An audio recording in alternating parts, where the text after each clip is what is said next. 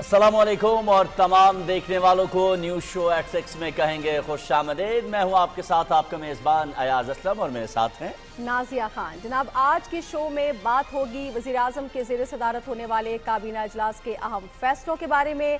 इसके अलावा बरदर इस्लामी मुल्क सऊदी अरब से आई हुई एक मेहमान शख्सियत की इस्लामाबाद में मसरूफियात क्या है, और पाकिस्तान सऊदी अरब ताल्लुकात के जिस नए दौर का आगाज़ हुआ है, जिसका मुजाहरा हमने कल भी देखा था कि जब सऊदी वज़ीर ख़ारजा पाकिस्तान आए थे और यहाँ सरमायाकारी और बाहमी तिजारत पर बड़ी मस्बत बातचीत भी हुई थी, तो उस पर भी हम बात करेंगे। जी हाँ, और इसके अलावा आज का शो जो है उसमें हम मुलाकात करवाएंगे आपकी एक ऐसी शख्सियत से। नहीं, अगर ये मैंने अभी बता दिया तो फिर आगे चल के हम क्या बताएंगे। जी हाँ, वो शख्सियत कौन है ये हम आपको बताएंगे थोड़ा आगे चल के। थोड़ा तजस्सुस कायम रहना चाहिए। तो आइए प्रोग्राम का आगाज करते हैं टॉप स्टोरीज से।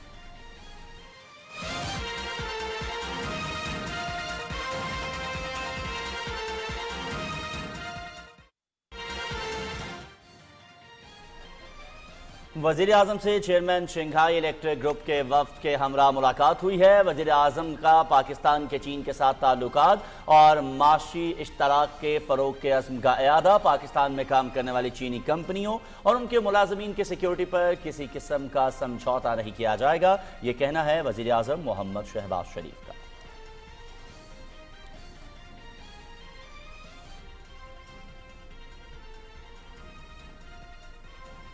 अहम इजलास हुआ है विफाकी काबीना का। वज़ीर आज़म मोहम्मद शहबाज शरीफ की ज़ेर सदारत और काबीना को सऊदी वफ़द के दौरे के हवाले से आगाह किया गया है। सऊदी वफ़द के दौरे के नतीजे में पाकिस्तान में अरबों डॉलर की सरमायाकारी होगी और यकीन है कि हम मेहनत से पाकिस्तान की तरक्की और माशी इस्तेहकाम को जल्द से वज़ीर आज़म मोहम्मद शहबाज शरीफ।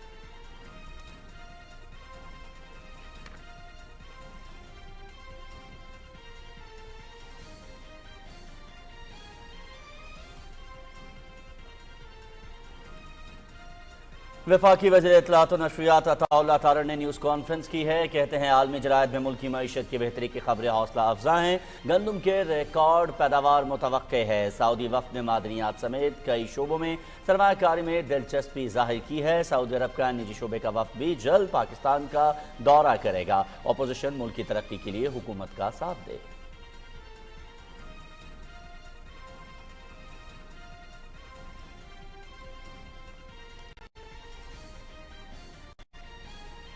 सऊदी अरब के मुआविन वज़ीर दिफा major general engineer Talal Abdullah अल अतीबी की पाकिस्तान आमद। पाकिस्तान के आला सतह के वफ़द ने मोअज़्ज़ज़ मेहमान का पुरतपाक इस्तकबाल किया।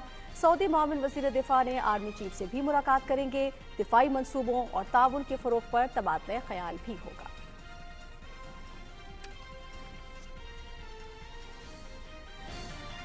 पार्लियामेंट का मुश्तरका इजलास कल सपहर 4 बजे पार्लियामेंट हाउस में हो रहा है। सदर आसिफ अली जरदारी मुश्तरका इजलास से खिताब करेंगे। पार्लियामेंट के मुश्तरका इजलास के मौके पर सिक्योरिटी के खुसूसी इंतजाम भी किए गए हैं। खुसूसी दावतनामे के बगैर पार्लियामेंट हाउस के अहाते में दाखिला मुमकिन नहीं होगा।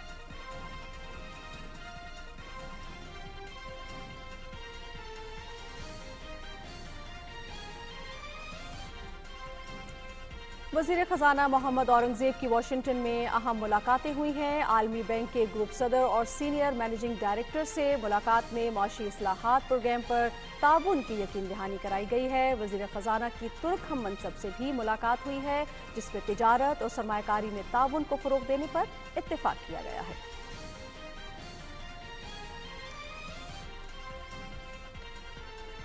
मौसम के हवाले से भी आपको प्रोग्राम में अपडेट करेंगे। मुल्क भर में आज से 22 अप्रैल के दौरान शदीद बारिशों का इम्कान है। 25 से 29 अप्रैल बारिश का दूसरा सिलसिला भी मुतवक्के है। बालाई इलाकों में लैंड स्लाइडिंग का खदशा जाहिर किया जा रहा है। बरसाती नदी नालों में तूफ़ानी और अर्बन फ्लडिंग के पेश नज़र NDMA की तमाम मुताल्लिक़ा इदारों को अलर्ट रहने की हिदायत की गई है।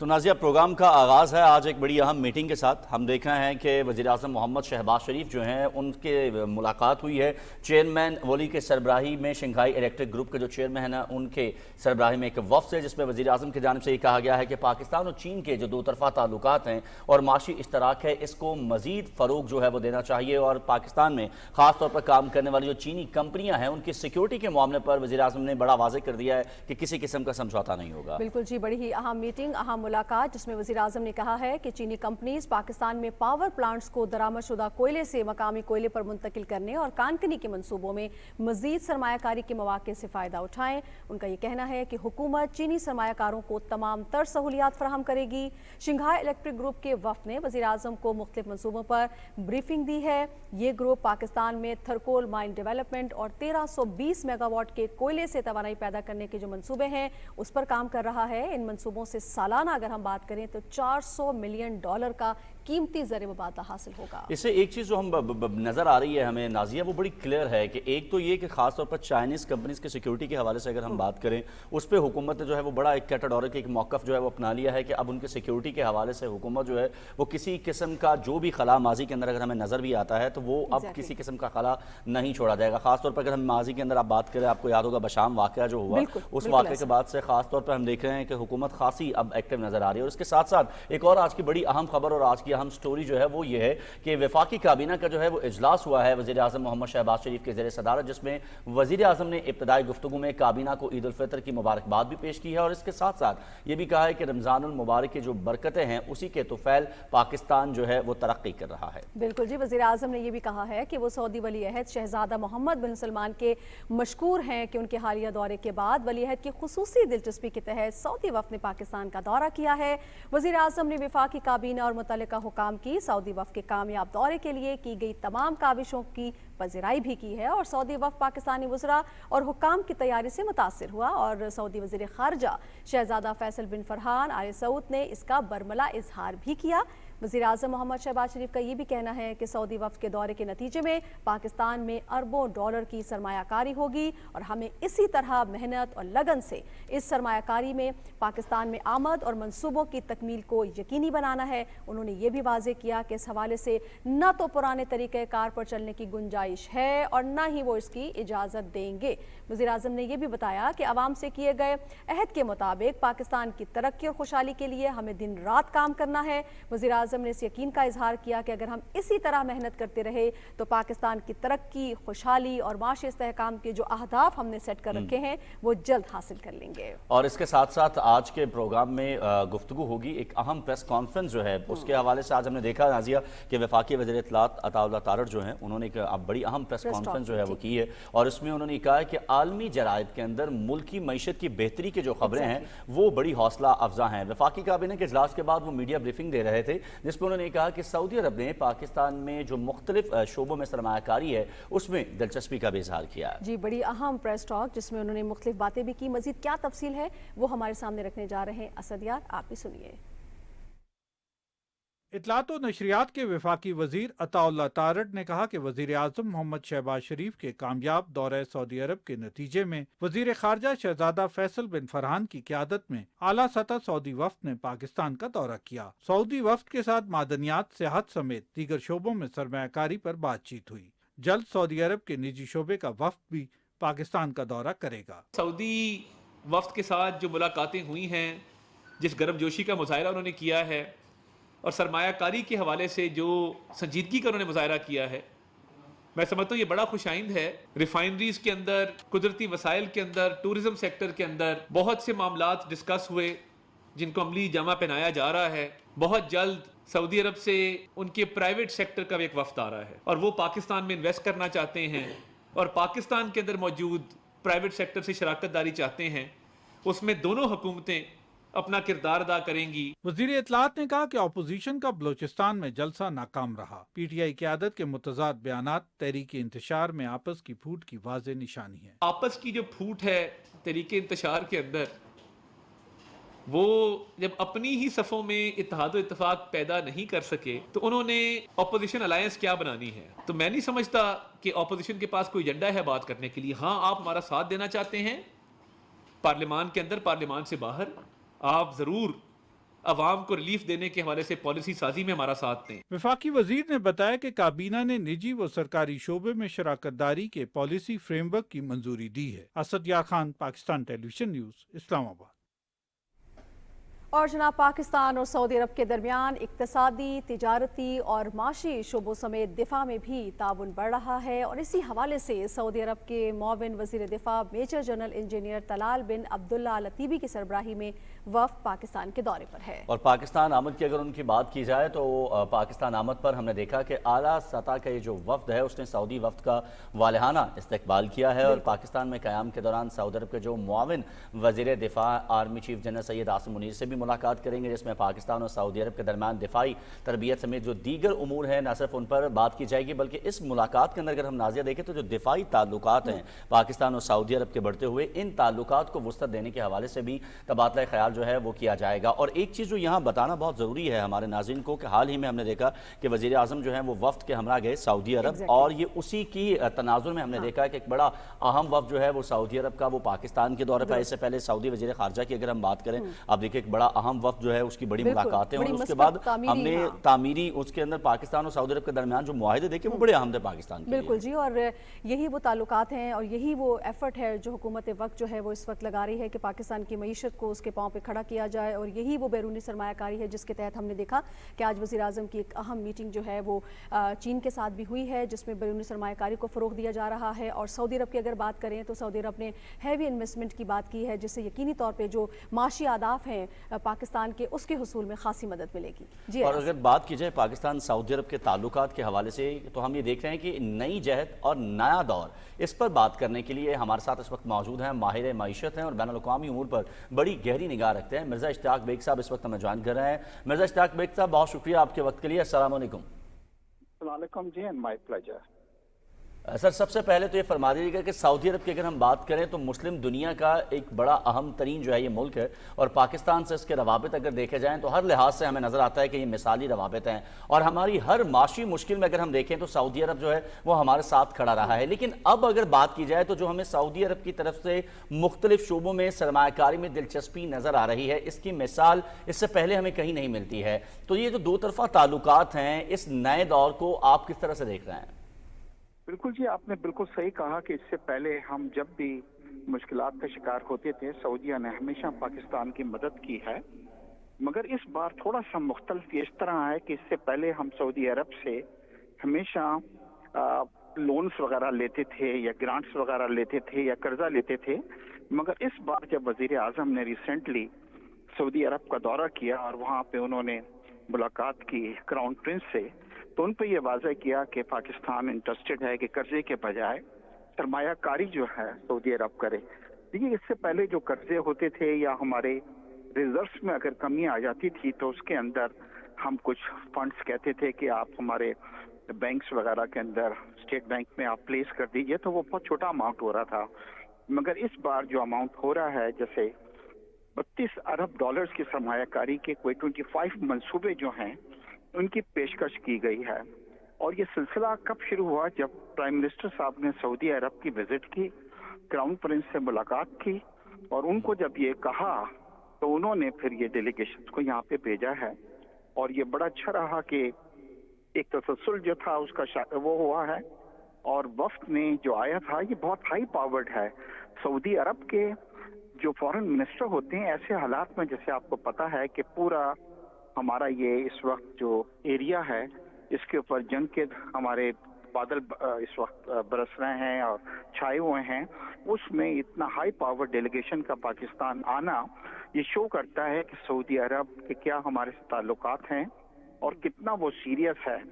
اور سب سے اچھی چیز یہ ہوئی ہے کہ اس نے صدر سے بھی ملاقات کی، پرائم منسٹر سے بھی ملاقاتیں کی، SIFC کی اپیکس کمیٹی کا بھی اجلاس میں شریک ہوئے، اور سعودی سرمایہ کاری کانفرنس جو ہے اس میں بھی ہوئی، اور آرمی چیف جو تھے وہ بھی تھے۔ تو آج تک پاکستان نے بھی کبھی انویسٹرز کو، کسی ملک کو اتنی زیادہ امپورٹنس نہیں دی ہے جو اب ہم نے پاکستان نے اس بار دی ہے۔ اور یہ انشاءاللہ آپ دیکھیں گے کہ یہ جو 32 ارب ڈالرز کے منصوبے کیے گئے ہیں، اس سے پہلے سعودی عرب جو ہے آلریڈی ریکوٹیک کے اندر کوئی 1.1 بلین کی انویسٹمنٹ کی آلریڈی وہ ہم کو وہ دے چکا ہے۔ कि वो करना चाह रहा है। मगर कल जो ये जो मंसूबे दिए गए हैं, इसके अंदर गवादर में कोई 50,000 एकड़ अराजी की कारपोरेट फार्मिंग का है, और जो 10 साल लीज के लिए है, $10 अरब की ग्रीन फील्ड रिफाइनरी का है, कुछ होटल के मंसूबे हैं, रेल लिंक है $2 अरब का, जो जितनी भी हमारी माइनिंग की जो साइट्स हैं उनको गवादर से मिलाएगा। तो इसके अंदर एयरपोर्ट्स की निजाकारी हुई है, पीआईए की उसमें कहा है कि जॉइंट वेंचर की भी पेशकश की गई है पीआईए और एयरपोर्ट्स के लिए। तो अब इसमें से इंशाल्लाह, और इनको फिजिबिलिटी भी बताई गई है तमाम की चीज़ों की। तो मुझे पूरी, देखिए इसको ज़रा थोड़ा सा आप पीछे ले जाइए कि हमारी हुकूमत से पहले जब हमारे आर्मी चीफ ने सऊदी अरब और यूएई का दौरा किया था, और जब वहाँ से वो आए थे तो उन्होंने इस तरह का इंदिया दिया था कि इंशाल्लाह पाकिस्तान के अंदर इलेक्शंस के बाद और नई हुकूमत के बाद जो है वो बहुत बड़ी सरमायाकारी आएगी, और उन्होंने भी कोई 20 अरब का कहा था। उस वक्त लोगों की इतने समझ में ये चीज़ नहीं आई थी, और वो एमओयूज जो थे कुछ साइन भी हुए थे, क्योंकि ये खलीज की जितनी भी हुकूमतें हैं, चाहे उसमें कतर हो, यूएई हो, सऊदीया हो, वो इंतजार कर रहे थे कि पाकिस्तान में इलेक्शंस हो जाएं, नई हुकूमत आ जाए, मतलब। और SIFC जो है उस पर बड़ी आतमाद जो है सबका बड़ा। देखिए इससे पहले ये होता था कि पाकिस्तान में जो सरमायाकार आते थे वो कोई ब्यूरोक्रेट्स जो थे, वो कोई उनसे वो करते हुए घबराते थे, तो वो डिसीजन नहीं ले पाते थे। उनको ये डर होता था कि जी कल को ऐसा नहीं हो कि नैब हमें कॉल कर लेगी, FIA कोई केस बना देगी। मगर अब SIFC जो है, जिसमें सिविलियन भी क़यादत शामिल है, जिसमें मिलिट्री क़यादत भी शामिल है, और वन विंडो ऑपरेशन है, क्विक डिसीजंस हो रहे हैं। तो मुझे पूरी उम्मीद है कि इंशाल्लाह, देखिए पाकिस्तान के अब वो बुरे दिन खत्म हो गए हैं और हमारे पास बहुत ज्यादा इंशाल्लाह इन्वेस्टमेंट आएगी। इसकी एक मिसाल ये देख लें कि अभी कुछ अर्से पहले यूएई ने इजिप्ट के अंदर $25 बिलियन की इन्वेस्टमेंट की है जी, मतलब जबकि पाकिस्तान की अहमियत भी, एरिया भी, हम इजिप्ट से बहुत बड़ा हम कंट्री है। तो मुझे पूरी उम्मीद है इंशाल्लाह कि अब जो इस सिलसिला शुरू हुआ है इन्वेस्टमेंट का पाकिस्तान में, सऊदीया के बाद दूसरे भी कंट्री हैं जिसमें यूएई है, जिसमें से ऑलरेडी MOU साइन हो चुके हैं, कतर है, ये सब लोग जो हैं पाकिस्तान के अंदर आके इन्वेस्टमेंट करेंगे। बिल्कुल ठीक। अच्छा इश्तियाक साहब, जरा ये भी फरमाइएगा कि हम सऊदी सरमायाकारों की बात कर रहे हैं, तो आप क्या समझते हैं आपके पाकिस्तान में कौन से ऐसे शोबे हैं जिसमें सऊदी सरमायाकार जो है उनको वसी मौके नजर आ रहे हैं, और ये जो सरमायाकारी होने जा रही है पाकिस्तान में, इससे पाकिस्तान को बराह रास्त आप क्या समझते हैं, क्या क्या फवायद हासिल हो सकते हैं? देखिए इस बार जो सबसे इम्पोर्टेंट चीजें हमारी हो रही हैं उसमें ज़राअत जो है हमारे पास, खासतौर पे बलूचिस्तान में बहुत बड़ा रकबा हमारे पास पड़ा हुआ है जो उसको हम कास्ट नहीं कर रहे हैं, और वहाँ पे हम लेटेस्ट तरीके अपना नहीं रहे हैं। तो हमारा जो FIC है, और हमने भी जो अपने लोगों को दिया है, वो ज़राअत का हमने दिया है। माइनिंग आपको पता है कि हमारा बलूचिस्तान जो है वो वहाँ पे कॉपर के, सोने के ज़खायर वहाँ पे मौजूद हैं, उसका है जी। और उसके बाद दिफा की जो प्रोडक्शन है, IT का शोबा देखिए एक बहुत बड़ा शोबा है। इसमें अगर हम इन्वेस्टमेंट करते हैं, इंडिया की IT एक्सपोर्ट वो $200 अरब के करीब है, जबकि हम अभी तक 2 बिलियन या 3 बिलियन के अंदर हम उलझे हुए हैं। तो ये तमाम वो जगहें हैं कि डिफेंस प्रोडक्शन जो है, ये देखिए ना गल्फ के कंट्रीज में कितनी इस वक्त प्रॉब्लम चल रही है। गल्फ के अंदर जो ईरान का मसला चल रहा है, जो फिलिस्तीन का मसला चल रहा है, ये, और पाकिस्तान जो है वो दिफा के शोबों के अंदर और खासतौर पर डिफेंस प्रोडक्शन में हम बहुत ज्यादा आगे हैं।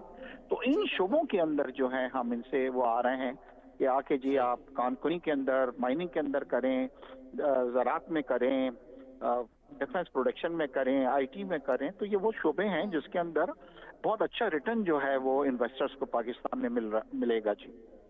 अच्छा सर, इसके साथ साथ ये फरमाइएगा, सऊदी अरब की जानिब से इतनी बड़ी सरमायाकारी पाकिस्तान में करना, ये तो इस बात का सबूत है कि अब गैर मुल्की जो सरमायाकार हैं उनका एतमाद न सिर्फ पाकिस्तान पर बहाल हो रहा है, बल्कि प्रैक्टिकली हम देख भी रहे हैं, जैसा स्टॉक मार्केट की सूरत हाल हमें नज़र आ रही है, तारीखी सतह के ऊपर हर आए दिन एक नया रिकॉर्ड हमें बनता हुआ नज़र आता है। तो आप समझते हैं कि इस सरमायाकारी के बाद और पाकिस्तान के अंदर जो इस वक्त मईशत की सूरत हाल है, उसको देखते हुए जो दीगर गैर मुल्की सरमायाकार हैं उनको भी ये तरगीब मिलेगी कि पाकिस्तान एक उभरती हुई मार्केट है, हमें इसमें सरमायाकारी करनी चाहिए?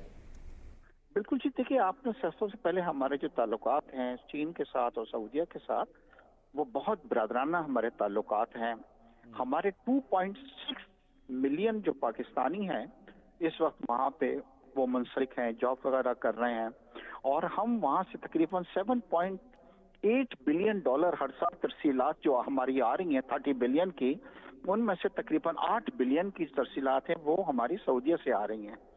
दूसरी बात यह है कि जी देखिए, कोविड के बाद एक नया कॉन्सेप्ट हुआ है कि हर कंट्री जो है वो फूड सिक्योरिटी के अंदर अपने आप को जो है वो करना चाहता है कि ताकि उसके अंदर उनकी फूड सिक्योरिटी जो है उसके अंदर वो मैनेज कर सकें। और पाकिस्तान क्या है, एक विन विन सिचुएशन है। देखिए, आज अगर सऊदीया या गल्फ कंट्रीज हमारे यहाँ कुछ कर रहे हैं तो हम डेफिनेटली जी हम उसका पाकिस्तान को फायदा है, मगर ये विन विन सिचुएशन है, यानी कि दोनों कंट्री के लिए फायदा है। पाकिस्तान ये जो हमने इन्हें ऑफर की हैं बलूचिस्तान में और दूसरी जगहों पे लैंड जो है काश्तकारी के लिए, वो एक बहुत अच्छी चीज है जो दुनिया का कोई और मुल्क जो है वो ऑफर नहीं कर सकता, क्योंकि उनके पास इतनी जमीनें जो हैं वो नहीं पड़ी हैं जिस पर काश्तकारी पे अगर इन्वेस्टमेंट करेंगे तो वो काश्तकारी उसके ऊपर वो कर सकते हैं, जिससे उनकी जो फूड सिक्योरिटी का मसला जो है वो उसके अंदर हल हो जाएगा। दूसरी चीज देखिए, सबसे अच्छी चीज है कि पहले ये क्या हुआ करता था कि सऊदीया, कुवैत, इनके जो फंड्स थे वो अमेरिका और यूरोप वगैरह के अंदर जाके बहुत बड़ी इन्वेस्टमेंट्स किया करते थे रियल एस्टेट में खास तौर के ऊपर। फिर आपने जब देखा है कि जब प्रॉब्लम्स आती हैं तो फिर वहां पे जी उनको ऐसा लगा कि उनकी जो इन्वेस्टमेंट है उसकी इतनी सिक्योरिटी वहां के ऊपर नहीं है, तो अब उनका भी माइंड चेंज हुआ है कि rather than investing there funds ji in real estate, why not हम इसको जी माइनिंग में इन्वेस्ट करें, व्हाई नॉट हम इनको एग्रीकल्चर के अंदर, जिससे उनके मुल्क को भी जो है उसके अंदर उसका फायदा होगा।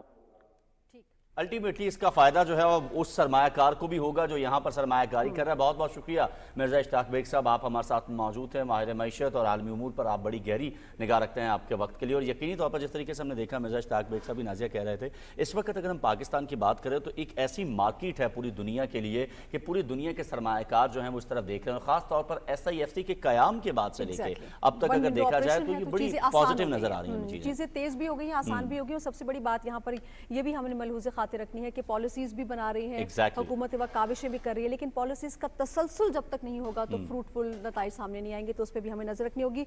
एक और अहम खबर जनाब आपके साथ शेयर किए देते हैं। पार्लियामेंट का मुश्तरका इजलास होने जा रहा है कल 18 अप्रैल सपहर 4 बजे पार्लियामेंट हाउस में। सदर आसिफ अली जरदारी इस मुश्तरका इजलास से खिताब करेंगे। जी हाँ, और इस पार्लियामेंट के मुश्तरका इजलास के मौके पर हम देख रहे हैं कि सिक्योरिटी के भी गैर मामूली इंतजामात हमें नजर आ रहे हैं, जिसमें चीफ जस्टिस ऑफ पाकिस्तान भी शरीक होंगे, chairman joint chief of staff committee भी आएंगे और तीनों सर्विसेज चीफ्स होंगे इस इजलास में। सूबाई गवर्नर शिरकत कर रहे हैं और वज़राए आला जो हैं उनको भी इसकी शिरकत के लिए खुसूसी दावत जो है वो दी गई है। इसके साथ साथ मुश्तरका इजलास में वज़ीर आज़म आज़ाद कश्मीर, गवर्नर और वज़ीर आला गिलगित बल्तिस्तान जो है उनको भी खुसूसी तौर पर मदऊ किया गया। जी बिल्कुल, बड़ी अहम खबर आपके साथ शेयर कर दी है, और आपको आगे बताएं कि सदर आसिफ अली जरदारी ने कौमी असम्बली का इजलास 19 अप्रैल बरोज़ जुमा सुबह 10:30 बजे तलब कर लिया है, और सदर मुमलिकत ने कौमी असम्बली का इजलास जो बुलाया है वो आइन के आर्टिकल 54(1) के तहत तलब किया है।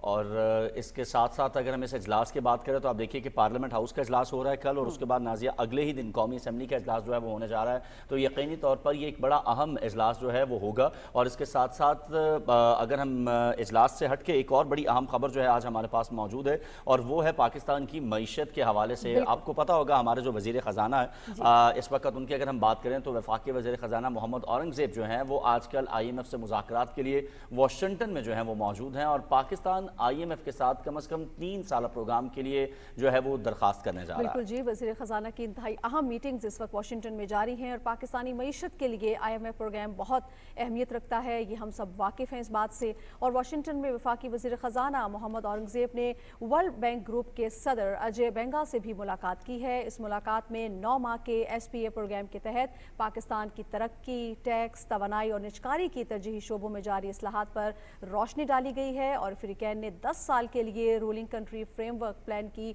ज़रूरत पर इत्तेफाक किया है। और आलमी बैंक के सदर ने मईशत के इस्तेहकाम और महसूलात में इजाफे के लिए पाकिस्तान के इस्लाहाती एजेंडे और डिजिटाइजेशन प्रोग्राम के लिए अपनी हिमायत का यकीन भी दिलाया है।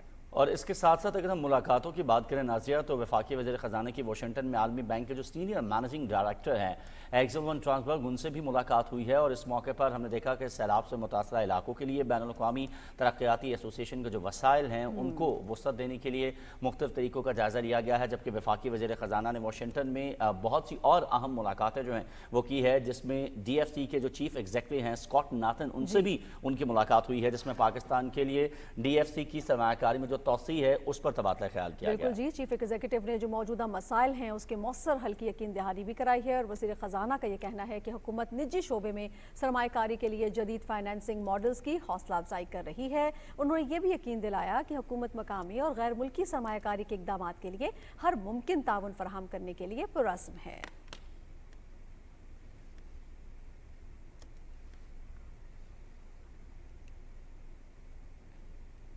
اور ابھی پروگرام میں وقت ہوا چاہتا ہے ہمارے سیگمنٹ بات سے بات کا۔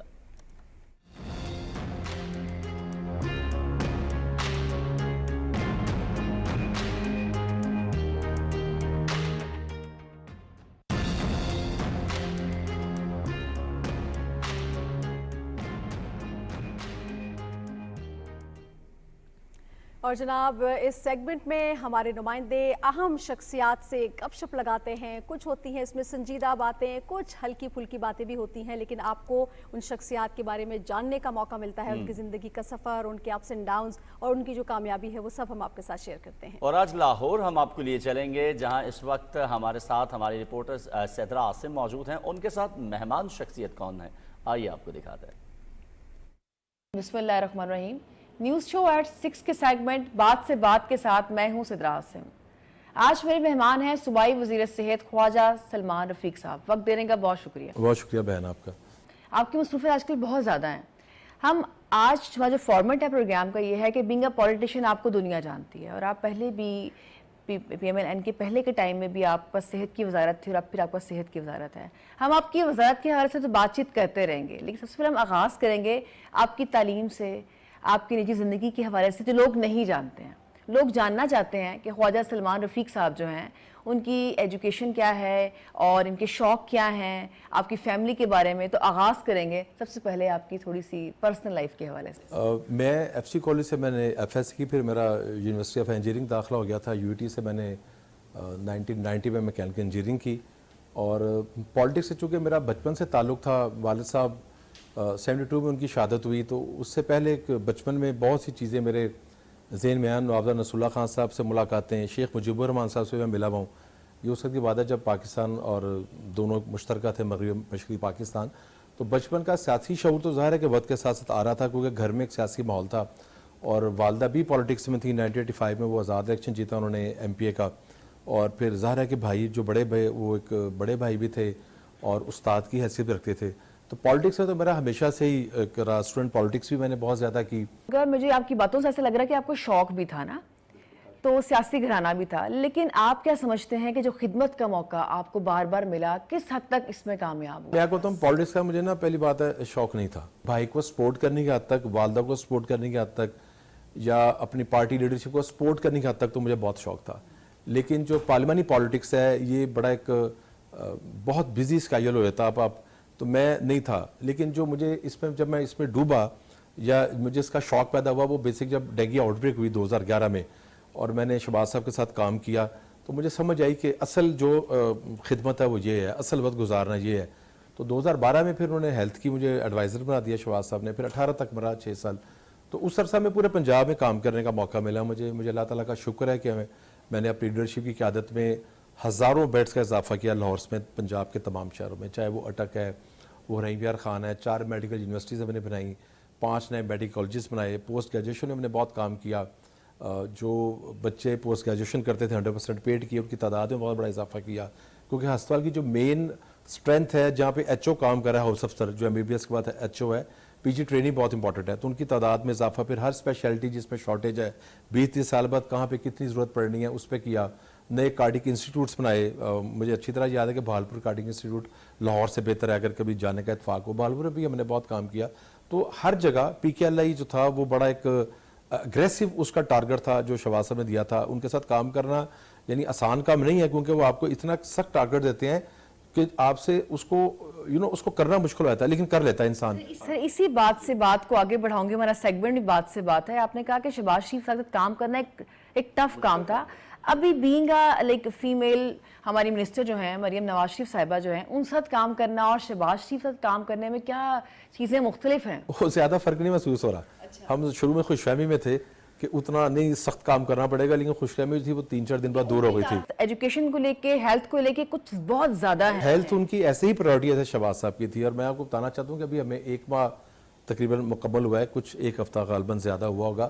تو اس 37 دن میں ہم نے بہت لمبا سفر طے کر لیا. ہم نے پوری ڈسکشن کر کے سی ایم صاحبہ سے جو 5 سال کا روڈ میپ ہے دونوں ڈپارٹمنٹس کا, عمران نذیر صاحب کا جو ڈپارٹمنٹ ہے پرائمری سیکنڈری اور اپنا جو ٹرشری کا ڈپارٹمنٹ ہے, اس کا روڈ میپ ہم طے کر چکے ہیں. ہم ہیلتھ انشورنس پہ اس وقت بہت کام کر رہے ہیں, اس کو موڈیفائی کر کے خط غربت سے نیچے لوگ ہیں ان کے لیے لا رہے ہیں. پھر ہم اور سرکاری ملازمین کو اس میں شامل کر رہے ہیں. اس طرح جو ہمارے ٹیچنگ اسپتال ہیں, پچھلے دور میں محسن نقوی صاحب کے دور میں رینویشن کا کام شروع ہوا تھا جو بہت بڑا کام ہے, اس میں کو 20 ارب روپے ہمیں مزید چاہیے تھا, ریویمپ ہو رہا ہے. اس کو ابھی بھی میں آپ کا جب انٹرویو دے رہا ہوں تو اس کی میٹنگ سے آ رہا ہوں, تو اس کے اپنے ٹارگیٹس اب ڈبل شفٹ میں کر دیے ہیں. جیسے میں بتاؤں PIC میں چھوٹی سی مثال دیتا ہوں. PIC میں آپ کو پتا ہے کارڈک ایک انسٹیٹیوٹ ہے, وہاں پورے ملک سے لوگ آتے ہیں, سرجری ہوتی ہیں. تو مجھے جو ہی میں وزیر بنا میرے علم میں یہ بات آئی کہ وہاں پہ کیو بہت لمبی ہے. تو میں نے جب چیک کیا تو 8 میں سے 6 تھیٹر جو تھے وہ رینویٹ ہو رہے تھے, 2 چل رہے تھے. تو یہ ایک بڑا مسئلہ تھا. 30 مئی ان کی ڈیٹ تھی کہ 30 مئی تک انہوں نے مکمل کرنا ہے, تو وہ اب ہم نے مکمل کر لی ہیں. تو آپ جب منسٹر لیول پہ یا سیکٹری لیول پہ چیزوں کو خود فالو اپ کرتے ہیں نا, تو اس کا فائدہ یہ ہوتا ہے کہ آپ کے لوگوں پہ بھی اثر ہوتا ہے اور جو الائڈ ڈپارٹمنٹس کام کر رہے ہیں ان پہ بھی اثر ہوتا ہے.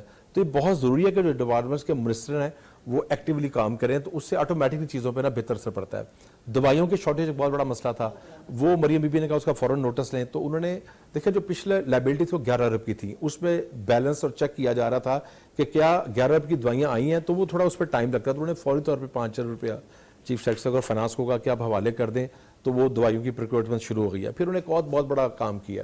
دیکھیں جو ٹیچنگ اسکولوں پہ رش ہے نا, وہ بیسیکلی لاہور سے یا بہالپور ہو یا ملتان ہو یا پنڈی ہو یا فیصلہ, جو بڑے شہر ہیں جہاں ٹیچنگ انسٹیٹیوٹس ہیں, ان پہ رش بار کا بہت ہے. آدھا پیشنٹ آ رہا ہے آپ کے جو 7 شہر ہیں وہاں سے آ رہا ہے. تو اس کو لوڈ کو کم کرنے کے لیے سب سے پہلے بیسیکل یونٹ جو ہے وہ بڑا امپورٹنٹ ہے. بیسیکل یونٹ جتنا بہتر ہوگا, نزلہ زکام بخار اور جو مائنر ایشو ہیں وہ آپ وہیں کر لیں گے. خواتین ہیں جو فیملی وے پہ ہیں, ان کو اگر اینٹی نیٹل ہونا ہے, یعنی اگر وہ فیملی وے پہ ہیں اور انہوں نے آنا تو ہر مہینے وہ LHV کو چیک کرا سکتے ہیں, تو کسی کمپلیکیشن سے بندہ بچ سکتا ہے. 2500 BHU ہے پورے پنجاب کا, سارے BHU رینویٹ ہوں گے. قطع نظر اس کے یہ حکومت ہے, یہ اپوزیشن ہے, یہ لاہور ہے, یہ رحیم یار خان ہے, یہ پنڈی ہے, یعنی کوئی بھی جو BHU ہے لیول ہے نا وہ رینویٹ ہوں گے. اچھا ان کا سارا انٹیریئر چینج ہو جائے گا, اب اس کا عملہ جو ہے اور 24 گھنٹے ہوں گے. 100% availability of the doctor, medicine, اس کے جو اسٹریچر ہیں, اس کے جو بیڈز ہیں وہ سب چینج ہو رہے ہیں. ایک BHU جو ہے پھر ہم اس کو ہیلتھ انشورنس سے ڈف ٹیل کر رہے ہیں. جو آن ویل جو ہے نا, یہ کیوں ہے کنسیپٹ؟ یہ کنسیپٹ اس لیے کہ BHU ایک UC لیول پہ ہے. UC اگر 20, 25, 30 کلومیٹر کی ہے تو وہاں پہ جو اربن سلمز ہیں یا کوئی ایسی جگہ ہیں جہاں پہ لوگوں کو ذرا دور دراز آنا پڑتا ہے, تو وہ ایمبولینس ہوگی, اس میں دوائیاں بھی موجود ہوں گی, اس میں LHV موجود ہوگی, اس میں ڈاکٹر موجود ہوگا. تو آپ کے ڈور سٹیپ پہ جا کے آپ کو پورا ایک دوائی وغیرہ اور آپ کو ڈائگنوز کر دیا جائے گا, اور اگر ضرورت ہوگی تو آپ کو ریفر کر دیا جائے گا ہسپتال. سر ایک چیز ہے, ایک سوال ہے جو کافی دنوں سے جو ہے لوگوں کے ذہن میں ہے, اسپیشلی تھرو پاکستان ٹیلی ویژن. آپ کا کہنا بہت بڑی ایک اتھینٹک بات ہوگی. ایکچولی جو ہیلتھ کارڈ ہے یہ کس گورنمنٹ کا انیشیٹو تھا اور اب اس کا کیا سٹیٹس ہے؟ دیکھیں ہیلتھ کارڈ جو ہے نا وہ اس پہ نا بڑی بات ہوئی ہے. آپ نے جو سوال کیا بڑا کا ویلڈ کویسچن ہے, اور مجھے بات کرنا حیرانی ہوتی ہے. دیکھیں جو بھی پروگرامز یا کوئی پروگرام انیشیٹ ہوتا ہے وہ میڈیا اس کا بہت بڑا گواہ ہوتا ہے, پبلک اس کی بہت بڑی گواہ ہوتی ہے. یہ بیسک نا 2014 میں اس کو میاں محمد نواز شریف صاحب نے اس پہ ورکنگ شروع کرائی تھی, اور مریم بی بی ہی اس کو لیڈ کر رہی تھی. اور پرائم منسٹر ہاؤس میں جو پہلی میٹنگ ہوئی تھی وہ 2014 کو ہوئی تھی, جون 2014. اس میں خود شامل تھا, میں شہباز صاحب نے مجھے بھیجا تھا اپنی نمائندگی کے لیے.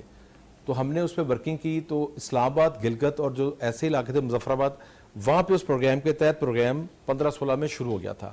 پنجاب میں ہم نے اس کو 16 میں شروع کیا. جتنے بھی کانٹریکٹ ہیں اسٹیٹ لائف کے ساتھ, ہیلتھ کیئر کمیشن جتنے بھی ہسپتال امپینل کیے, ان کے سٹینڈرڈ کو چیک کیا. اس کی جتنے بھی فائنینشیل لیگل کانٹریکٹس ہیں وہ سارے ہمارے دور میں. ہم نے کمپنی اس کی بنائی تھی, عائشہ غوث صاحبہ اس کی پہلی چیئرمین تھی, میں وائس چیئرمین تھا. پھر عائشہ بی بی چونکہ فائنانس منسٹر بن گئی تو پھر اس کا 2 سال میں چیئرمین رہا. تو پہلا فنکشن ہم نے کیا رحیم یار خان میں, جس میں میاں محمد نواز شریف صاحب اور مریم بی بی خود شامل تھے, اور بہت بڑا فنکشن تھا, سارا میڈیا میں موجود تھا. رحیم خان کے بعد ہم نے پھر اس کو وہاڑی کیا, خانیول کیا, بھکر کیا. بھکر میں عباسی صاحب ہمارے ساتھ تھے, میں نے خود اس سلسلے سے تقریر کی تھی میں نے. تو 16 سے 17 اضلاع میں ہم نے اس کو لانچ کیا 31 مئی 2018 تک. ہمارا پروگرام یہ تھا کہ اس کو ہم نے آرام سے لے کے چلنا تھا, کیونکہ جو ہم نے اسٹڈی کیا تھا دنیا کے جتنے ملکوں میں ہیلتھ انشورنس آئی ہے جہاں پہ کام ایک اچھا تھا اس میں نیگیٹو چیزیں بھی آنی شروع ہوتی ہے. تو اس چیز سے بچنے کے لیے فوجری ہو یا کمپلیکیشنز ہو, ہم اس کو خط غربت پہ لے کے چل رہے تھے. لیکن جب 18 ختم ہوا اور تحریک انصاف کی حکومت آئی تو انہوں نے اس کو UHI کر دیا, یعنی اس کو یونیورسل ہیلتھ انشورنس کر دیا. اب اس میں خرابیاں کیا تھیں؟ لوگ کہتے ہیں جی کہ ہر ایک کو, اس میں خرابی یہ تھی کہ ایک اس میں میرا پریمیم بھی حکومت دے رہی تھی, یعنی ارب پتیوں کا بھی, کروڑوں پتیوں کا بھی, لاکھ پتیوں کا بھی. اس میں ہوا یہ کہ جو 30-40% آبادی تھی جو کروڑوں میں ہے, اس کا پریمیم میں سمجھتا ہوں حکومت کو نہیں دینا چاہیے. میرا پریمیم MP MNA کا یا بیوروکریٹس کا یا ٹاپ بزنس مین کا نہیں دینا چاہیے, کیونکہ آپ ایک سسٹین ماڈل پہ چل رہے ہیں. جو فسکل سپیس ہے وہ اتنی ہی ہے کہ آپ خطۂ غربت سے نیچے لوگوں کو کیٹر کر سکتے ہیں. تو یہ اس پہ پھر کمپلیکیشن یہ ہے کہ 10 بیڈ کے اسپتال کو امپینل کر دیا گیا, وہاں پہ تھا سب سٹینڈرڈ علاج کیا گیا. جو عام آدمی شاید اس کا علم نہ ہو, عورتوں میں جو پلیٹیں لگائی گئیں وہ سب سٹینڈرڈ تھیں. تو ہر چیز بعض جگہ کی گئی جو ہیومن ریسورس اس قابل بھی نہیں تھا کہ اس کو آپریشن کیا جائے. اس کو ہم نے ماڈیفائی کیا ہے. پچھلے دور میں کچھ فیصلے پچھلی حکومت نے کیے تھے, لیکن مریم بی بی کی چونکہ کمٹمنٹ ہے, انہوں نے اس پروگرام کو خود افتتاح کیا تھا میاں صاحب کے ساتھ. ہم اس پہ کافی ورکنگ کر رہے ہیں. ہم اس پہ 50 یا 55% تک خط غربت سے نیچے لوگوں کو 100% پریمیم جو ہے وہ حکومت دے گی. اس کا جو اوپر لوگ ہیں ان کی ہم سلیبس بنا رہے ہیں تاکہ پھر سرکاری ملازمین اس میں آ رہے ہیں. ہم اس کی سروسز بڑھانے کی کوشش کر رہے ہیں. پھر سرکاری اسپتالوں کو ہم خیراتی اسپتال کے نام سے اس کا ایک ٹیگ ختم کر رہے ہیں کہ شاید یہاں پہ غریب آدمی جا سکتا ہے. ہم نے جو سرکاری اسپتال ہیں بڑے ٹیچنگ ہم نے اپنے VCs اور پرنسپل کا ورکنگ گروپ بنا دیا ہے. اس پہ ہم چند مہینے تک پروگرام لے کے آ رہے ہیں کہ یہاں امیر آدمی بھی آئے, میڈیوکر بھی آئے اور غریب آدمی بھی آئے. ابھی آپ لوگ لے کے آ رہے ہیں ایئر ایمبولینس, جو کہ ایک پرانا ایک معاملہ چل رہا تھا. پہلے وہ صرف کاغذوں کی حد تک تھا, لیکن ہم نے عید والے دن, عید سے اگلے دن ایک خوشخبری سنی کہ اس پہ باقاعدہ امپلیمنٹیشن ہونے جا رہا ہے, جو نہ صرف پنجاب بلکہ پورے پاکستان کے لیے ایک بہت بڑی اچیومنٹ ہوگی. کچھ ایئر ایمبولینس کے بارے میں بتائیں, اور ہمیں یہ ضرور بتائیں جو تربیتی سیشن آپ نے اس کا شروع کیا ہے اس میں کس قسم کا جو ہے وہ سٹاف آپ رکھنے جا رہے ہیں. دیکھیں ایئر ایمبولینس جو ہے نا, اس پہ بہت بات کی گئی ہے ماضی میں, اور پہلے دن جب ہماری پہلی میٹنگ ہوئی ہیلتھ کی مریم بی بی کے ساتھ تو انہوں نے کہا کہ ایئر ایمبولینس ہم شروع کریں. اس پہ لوگوں کی نا مختلف رائے تھی, لیکن وہ فرم تھیں, ان کا یہ کہنا تھا کہ اگر ایک زندگی بچ گئی تو اس کو بچانا بہت ضروری ہے, اور یہ بات ان کی بالکل درست تھی. اس پہ ورکنگ شروع کر دی گئی. میرے پاس چونکہ اسپیشلائز کے ساتھ ایمرجنسی سروسز بھی ہے, جو رضوان نصیر جس کا سیکٹری ہے, تو ظاہر وہ بھی میرے ذمہ ٹاسک تھا. ہم دونوں نے مل کے اس پہ کام کا آغاز کیا. پیپرا کے تحت ہم نے پریکیورمنٹ کی, بے شمار کمپنیز نے اس میں اپلائی کیا. پھر ایک ڈیٹا موجود ہے ریسکیو 1122 کا, اس میں جو بہت ایسے ایریاز ہیں خاطر بھکر, راجن پور, جہاں سے اگر خدا نہ خواستہ کوئی جل جائے گا یا ہیڈ انجری ہے یا کوئی ایسا پیشنٹ ہے جس کو فوری امداد کی ضرورت ہے, تو بائی روڈ سفر جو ایک اچھے ٹیچنگ ہسپتال تک ہے وہ 4 to 5 hours ہے. تو اس کی وجہ سے وہ سفر آدھے سے بھی کم ہو جائے گا.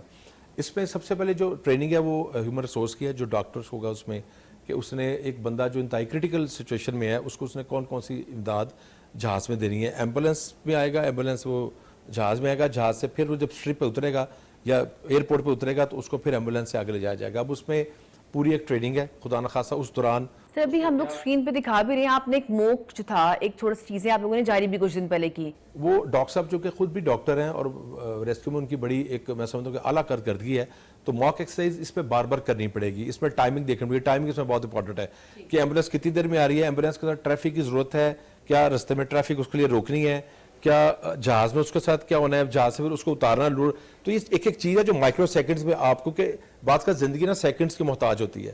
تو یہ ایک بڑا زبردست میں سمجھتا ہوں کہ CM صاحبہ کا ٹارگٹ ہے, اور انشاءاللہ اس کو ہم بہت جلد اچیو کر لیں گے, اور جلد پنجاب کے عوام کو انشاءاللہ جو ایئر ایمبولینس سروس ہے وہ مہیا ہوگی. وقت تھوڑا سا کم رہ گیا ہے, تھوڑا سا آپ سے کچھ اور, ہم بڑی سیریس گفتگو میں چلے گئے اور یہ بھی بہت ضروری تھی. جب کبھی وقت ملتا ہے, اور جو منسٹری آپ کے پاس سے وقت ہی نہیں ملے گا, جب کبھی وقت ملتا ہے تو فارغ وقت میں کیا کرتے ہیں؟ میں اپنی بیوی اور بچوں کے ساتھ بیٹھ کے انجوائے کرتا ہوں, وہ میری بھائی ایک ہی تفریح ہے. فلمیں دیکھتے ہیں, ٹی وی دیکھتا ہوں, ڈرامے نہیں میں دیکھتا, ٹاک شوز دیکھتا ہوں یا کوئی پرانی فلمیں وغیرہ دیکھتا ہوں. ٹورزم جو ہے جو یوٹیوب پہ موجود ہے دنیا کے مختلف شہروں کی ڈاکومنٹریز میں, وہ میں دیکھتا ہوں. وہ مجھے دیکھنے کا بہت شوق ہے. میوزک پسند ہے لیکن پسند ہے صرف سننے کی حد تک. اچھا کبھی میں اگر غلط نہیں ہوں تو شاید آپ کا بھی اینکرنگ میں اور اس طرف بڑا آپ کا رہا. میں نے 1 سال کیا جی, لاہور اسٹوڈیو سے میرا بڑا گہرا تعلق رہا ہے. ہمارا ایک پروگرام تھا پاکستان میرا دل میری جان. سر دوبارہ سے ہم بات کر رہے تھے, کافی سیریس ہماری بات ہوگی, آل دو بڑی امپورٹنٹ باتیں تھیں.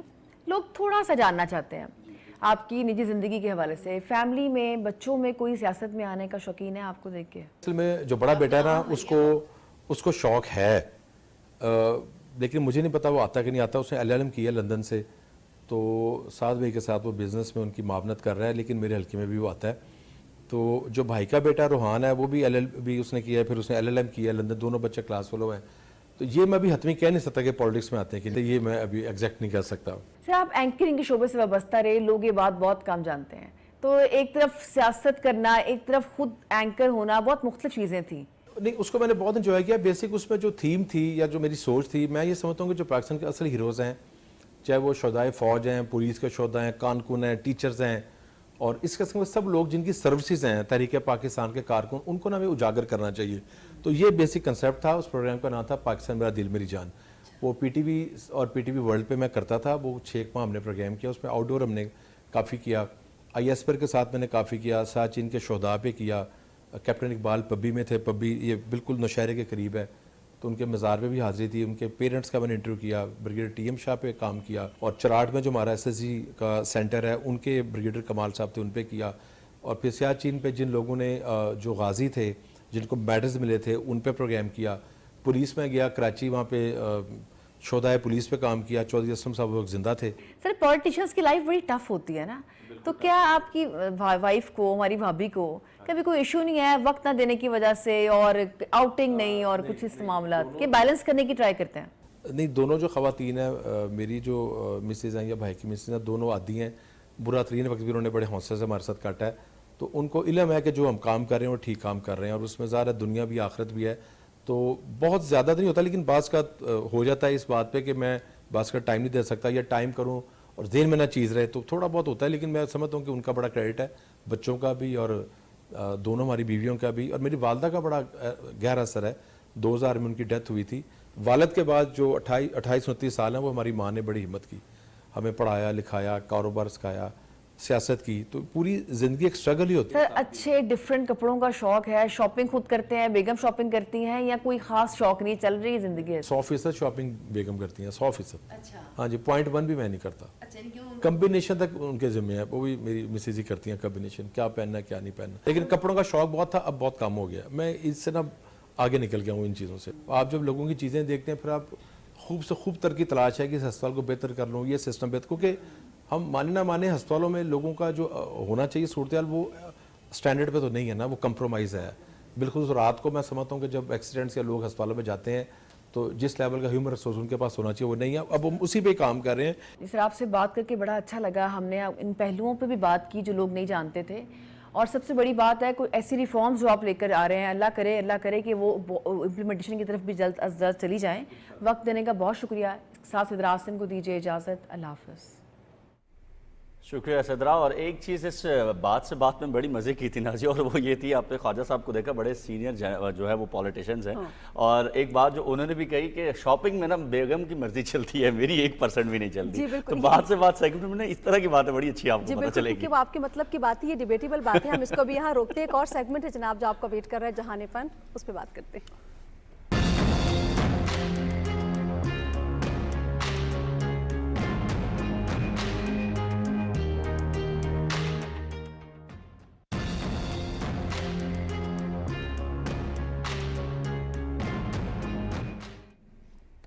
تو جناب جہان فن میں ہم آپ کو بتانے جا رہے ہیں موسمیاتی تبدیلیوں کے حوالے سے، اور اس کے خطرناک نتائج ہیں جس کو سب کو بھگتنا پڑ رہا ہے. امریکن سمندری تحقیقاتی ادارے یہ بتا رہے ہیں کہ ریکارڈ گرم سمندری درجہ حرارت کی وجہ سے دنیا بھر کے سمندروں کی تہہ میں مرجان سفید ہو رہے ہیں. فروری 2023 سے اگر نازیہ ہم بات کریں تو اب تک کم از کم 54 ممالک اور خطوں میں نمایاں کورل بلیچنگ کی اطلاعات جو ہیں وہ مل رہی ہیں، اور مرجان کے سفید ہونے سے سمندری غذا پر انحصار کرنے والے جو لوگوں اور معیشت ہے اس کے اوپر بڑے اثرات جو ہیں وہ مرتب ہو رہے ہیں. اور مرجان کی اگر ہم بات کریں تو سمندر کی تہہ کا یہ صرف 1% ہوتے ہیں، لیکن ان کی موجودگی جو ہے وہ سمندر کے ماحولیاتی نظام اور معیشتوں کے حوالے سے اگر بات کی جائے تو وہ بڑی فائدہ مند ہوتی ہے. اور اس کے ساتھ ساتھ ایک اور بڑی اہم بات ہے، اور وہ یہ ہے کہ سمندری حیاتیات کا 1/4 حصہ پناہ اور خوراک کے لیے مرجان پر انحصار کر رہا ہوتا ہے. بالکل جی. مرجان کی جو ذخائر ہیں ہر سال سیاحت سے से लेकर साहली तहफ़्फ़ुज़ तक में तकरीबन 2.7 ट्रिलियन डॉलर का जो सामान है और खदमात फराहम करती हैं, लेकिन जब पानी का दर्जा हरारत बढ़ता है तो मरजान पर दबाव पड़ता है और वो सफ़ेद पड़ जाता है। जी हाँ, और इसी के साथ इन इन्फॉर्मेशन के साथ हमारा प्रोग्राम जो है वो पहुंचता है अपने इख्तिताम को। हमें हमारी टीम के हमरा दीजिए इजाज़त, आपसे मुलाकात होगी अगले प्रोग्राम में। तब तक के लिए बहुत सा ख्याल रखिए। अल्लाह अल्लाह ने